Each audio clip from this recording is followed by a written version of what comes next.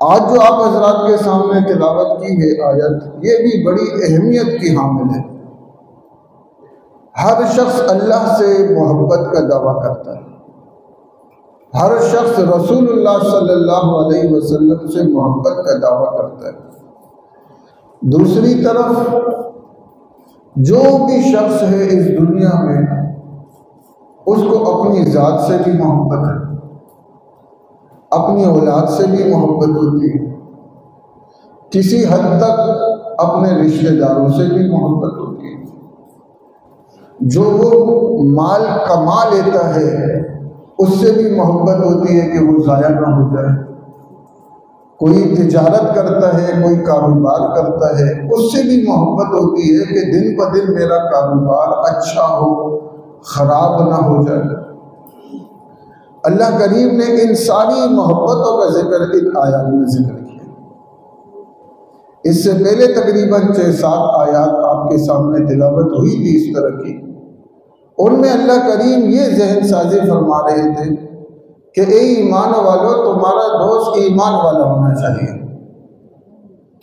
اس کے بعد تھوڑا سا آگے ذہن سازی کی گئی، اے ایمان والو، تمہارا دوست یہود و نصارہ نہیں ہونا چاہیے۔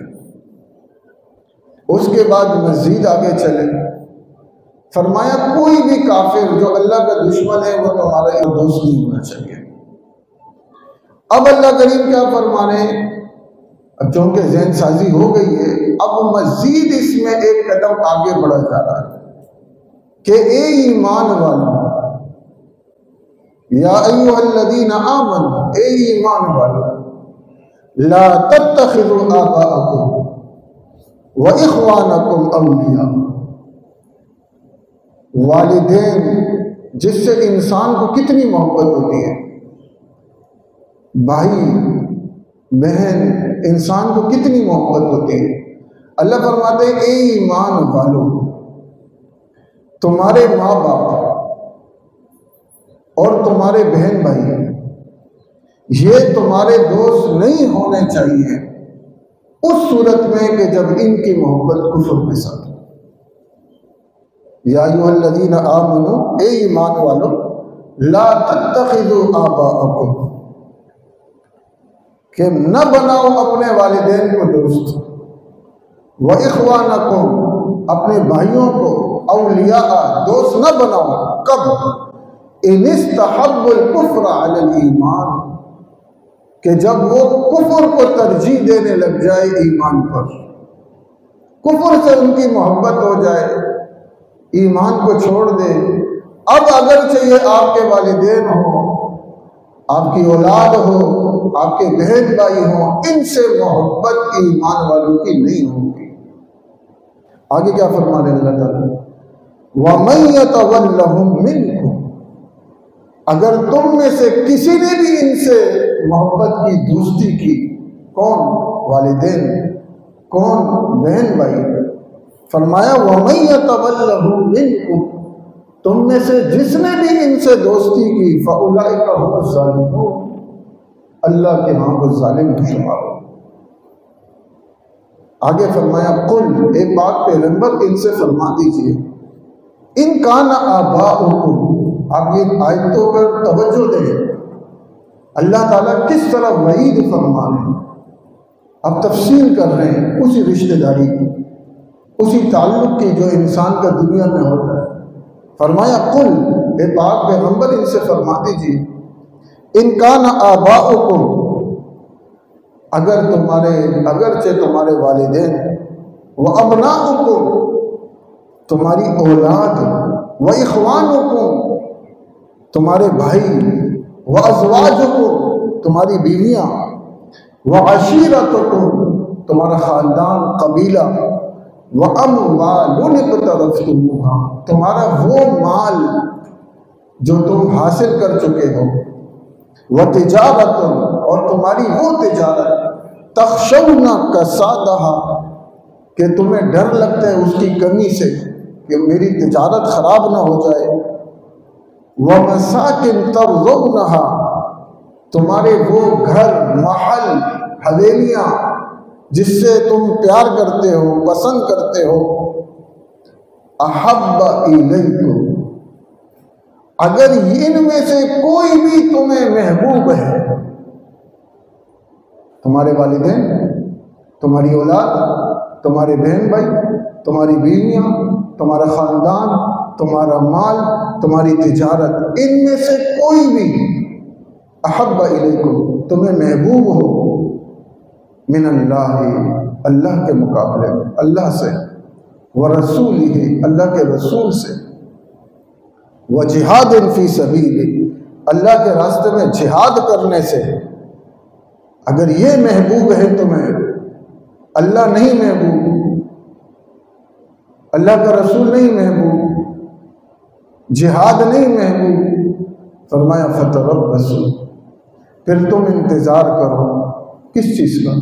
حتی یأتی اللہ بامرہ، یہاں تک کہ اللہ تعالیٰ تم پر عذاب نازل کر دے گا، کبھی غلامی کی صورت میں نازل کر دے گا، کبھی محکوم ہونے کی صورت میں نازل کر دے گا۔ کیوں؟ اس لیے کہ تم نے اللہ کے مقابلے میں کفر سے محبت کی۔ جب تم نے کفر سے محبت کر لی، اب تم ظالم ہو گئے، اب تم فاسق ہو گئے، اب تم فاجر ہو گئے، اور واللہ لا یہدی القوم الفاسقین، اللہ تعالیٰ فاسق قوم کی ہدایت نہیں کرتا جب تک وہ توبہ نہ کرے، جب تک وہ اللہ سے رجوع نہ کرے۔ تو میرے عزیز بھائیوں اور دوستوں، میں اور آپ بھی زندگی گزارتے ہیں، اور ان آیات میں اللہ نے جو فطری طبعی طور پر جو محبتیں ہوتی ہیں، جو تعلقات ہوتے ہیں، ان کا ذکر کیا۔ ان کا ذکر فرمانے کے بعد فرمایا کہ اللہ کے آپ حیران ہو جائیں گے، قرآن میں، حدیث میں جگہ جگہ ذکر ہے، والدین کے ساتھ حسن سلوک کا، رشتہ داروں کے ساتھ حسن سلوک کا، یہ انعام ملے گا، یہ انعام ملے گا، مگر ہم چلتے ہیں ون وے، ہمارے سامنے کوئی بات آتی ہے، ہم ایک ذہن بنا لیتے ہیں، اسی کے مطابق چلتے ہیں۔ اللہ نے تو یہ فرمایا، اللہ نے تو، آپ جب تمام آیات کا مطالعہ کریں گے پھر انسان کسی نتیجے پہ پہنچتا ہے۔ اللہ کریم نے کیا فرمایا؟ حدود مقرر کر دی، والدین ہیں، اولاد ہے، جو بھی ہے، کتنے حد تک ہم نے ان سے پیار اور محبت کرنا ہے، خاص طور پہ دینی تعلق رکھنا ہے، جب تک وہ اللہ اور اللہ کے رسول کے مقابل میں نہ آ جائے۔ اللہ اور اللہ کے رسول کے مقابل کا مطلب اس کے احکامات، یہیں سے یہ بھی پتہ چلتا ہے کہ اللہ اور اللہ کے رسول اور ان کے احکامات سے محبت کرنا فرض ہے۔ اس لیے کہ جب انسان ایمان قبول کرتا ہے نا، تو ایمان قبول کرنے کے بعد اس کے کچھ تقاضے ہوتے ہیں۔ ہم تو صرف اس لیے مسلمان ہیں کہ ہمارے والدین مسلمان تھے، کہ اللہ کریم نے جو مومن کو پیدا کیا ہے نا، مومن کو، مسلمان کو، یہ خاص مقصد کے لیے پیدا کیا۔ مومن کا مقصد یہ ہونا چاہیے کہ ذاتی طور پہ بھی، اجتماعی طور پر بھی اللہ کا دین غالب آ جائے۔ هو الذی ارسل رسولہ بالہدی ودین الحق لیظہرہ علی الدین کلہ، ہمارا جو دین ہے، ہمارا جو قرآن ہے، اس کا مین مقصد ہے اس کو غالب لے کر آنا ہے۔ مگر یہ انسان اتنا مصروف ہو گیا ہے، ان آیت میں بتایا گیا ہے کہ انسان کو اتنا گھر کا نہیں ہو جانا چاہیے کہ وہ پھر اجتماعی ذمہ داریوں سے غافل ہو جائے۔ اور دوسری بات، ان آیات سے یہ پتہ چلتا ہے ہمیں کہ ہر انسان نے مرنا ہے، اللہ کے پاس پیش ہونا ہے، چاہے وہ ان آیات پر عمل کرے، اللہ کو ترجیح دے، یا اللہ کے مقابلے میں رشتہ داروں کو ترجیح دے جو کفر کرے، بالآخر اس نے ایک دن مر جانا ہے۔ مرنے میں سب برابر ہیں، چاہے عمل کرنے والا ہو چاہے بے عمل ہو، ایک دن اس نے مر جانا ہے، مگر انجام کے اعتبار سے سب برابر نہیں۔ انجام کے اعتبار سے جو عمل کرنے والا ہے آگے اس کے لیے آسانیاں ہیں، اور جو عمل نہیں کرے گا آگے اس کے لیے خطرات ہیں۔ اور اسی کے ساتھ یہ بھی ہمیں ان آیات سے پتہ چلتا ہے کہ ایک دن انسان سارے رشتوں سے جدا ہو جاتا ہے۔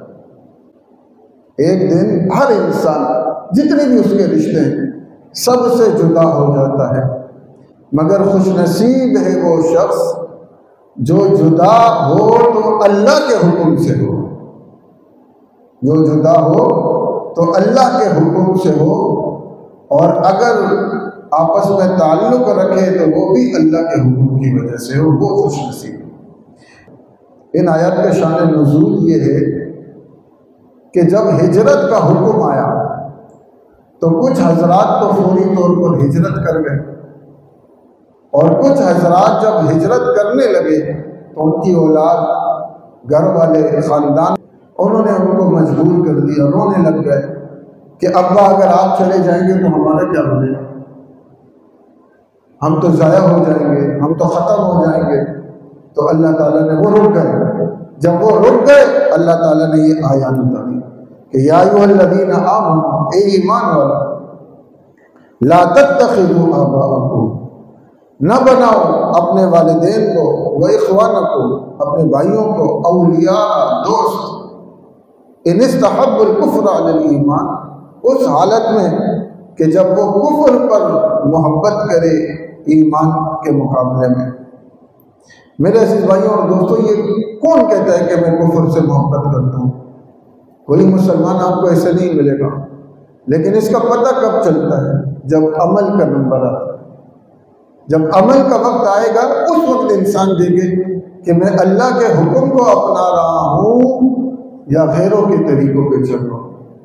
اگر اللہ کے حکم پہ چل رہا ہے تو شکر ادا کرے، اور اگر غیروں کے طریقوں پہ چل رہا ہے تو کم از کم دل میں یہ خیال ضرور لے کر آئے کہ میں اللہ کے راستے کو ترجیح نہیں دے رہا۔ فرمایا ان استحبوا الکفر علی الایمان ومن یتولہم منکم، تم میں سے جو بھی ان کے ساتھ دوستی کرے گا فاولئک هم الظالمون، تو وہ ظالم، اللہ کے ہاں وہ ظالم ہو جائے گا۔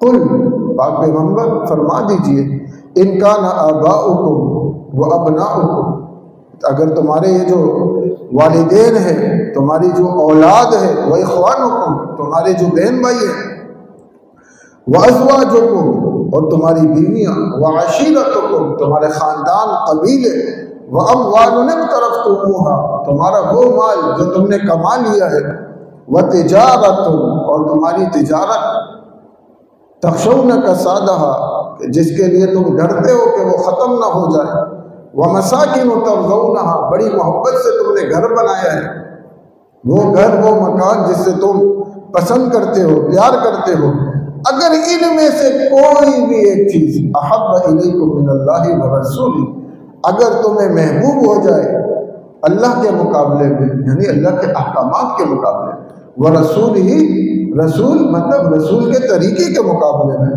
وجہاد فی سبیل، اور جہاد فی سبیل۔ میرے عزیز بھائیوں اور دوستوں، آج دیکھیں آج ہماری کیا حالت ہو گئی ہے، ہم تو جہاد کا نام بھی نہیں لے سکتے۔ جہاد کو تو ایسے بدنام کر دیا گیا ہے کہ اگر جہاد کا کوئی نام لیتا ہے تو وہ دہشت گرد شمار ہوتا ہے۔ جہاد کے جان بات آتی ہے، کہتے ہیں یہ تو غریب لوگوں کا کام ہے، یہ تو ان پڑھ لوگوں کا کام ہے، فہم نہیں ہے نا، تعلیم نہیں ہے، کم عقل ہے، کم علم ہے، اب وہ وقت تھوڑی ہے۔ مگر اللہ نے اس کو اپنے اور رسول اللہ کے ساتھ شریک یہاں ذکر کی، اور آپ صلی اللہ علیہ وسلم نے حدیث میں فرمایا کہ جب اے میری امت، جب تم جہاد چھوڑ دو گے نا تو ذلت مسلط ہو جائے گی، ذلت مسلط۔ فرمایا قیامت تک جہاد رہے گا، لیکن اے میری امت جب تم جہاد چھوڑ دو گے نا تو تم پر ذلت مسلط کر دی جائے گی۔ آج ہم دیکھیں پوری دنیا میں دیکھیں ہمارا کیا حال ہو رہا ہے۔ تو اللہ کریم فرماتے ہیں کہ اگر اس کے مقابلے میں تم ان رشتوں کو، دنیا کے رشتوں کو ترجیح دو گے فتربصوا، پھر تم انتظار کرو، کس چیز کا؟ حتیٰ، یہاں تک کہ یأتی اللہ بامرہ، اللہ کا عذاب آ جائے گا، اللہ تعالیٰ عذاب لے کر آئے گا۔ واللہ لا یہدی القوم الفاسقین، بے شک اللہ کریم فاسق قوم کو ہدایت نہیں دیتا۔ اللہ کریم ہم سب کو عمل کرنے کی توفیق عطا فرمائے۔ وآخر دعوانا الحمدللہ رب العالمین۔